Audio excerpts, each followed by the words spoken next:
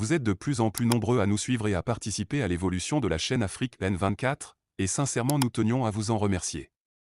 Nous lisons tous vos commentaires qui enrichissent le débat et vraiment nous vous demandons de nous soutenir, en aimant les vidéos pour une large diffusion, et pour continuer à avoir une ligne éditoriale indépendante, et vous proposer de nouvelles émissions toujours de plus en plus enrichissantes. Ne restons pas passifs, soyons actifs. Merci et à bientôt. Mali-Russie. Le Mali et la Russie s'accordent sur la construction d'une raffinerie. Le Mali vient de franchir une étape majeure en signant un protocole d'accord révolutionnaire avec la Russie pour la construction d'une raffinerie d'or ultramoderne. Cet accord, révélé lors d'une conférence de presse, est perçu comme un tournant significatif pour le pays. Cette raffinerie, prévue pour être érigée à Bamako, la capitale malienne, représente un projet sur 4 ans qui ambitionne de traiter jusqu'à 200 tonnes d'or annuellement. L'or est le principal produit d'exportation du Mali et joue un rôle crucial dans la croissance économique du pays. Cet accord, bien que ne détaillant pas précisément les échéances de construction, s'avère être une stratégie essentielle pour permettre au Mali de mieux contrôler sa production d'or. Il est intéressant de noter que certains territoires maliens, contrôlés par des factions rebelles, renferment d'importantes réserves d'or. Cette situation a suscité des interrogations quant au soutien potentiel de la France à ces factions, en échange d'accès à ces ressources minérales.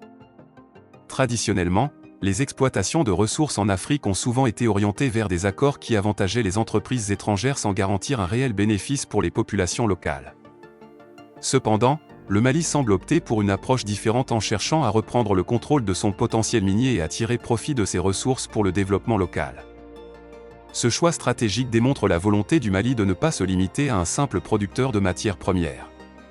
Il illustre également une prise de conscience plus large dans de nombreux pays africains, montrant une tendance à reconsidérer les accords d'exploitation au profit d'une exploitation plus équitable et bénéfique pour leur propre développement économique. Par ailleurs, cette initiative intervient dans un contexte où plusieurs pays africains commencent à remettre en question les accords d'exploitation traditionnels avec des nations étrangères, optant pour des partenariats plus équilibrés et avantageux pour leur développement économique.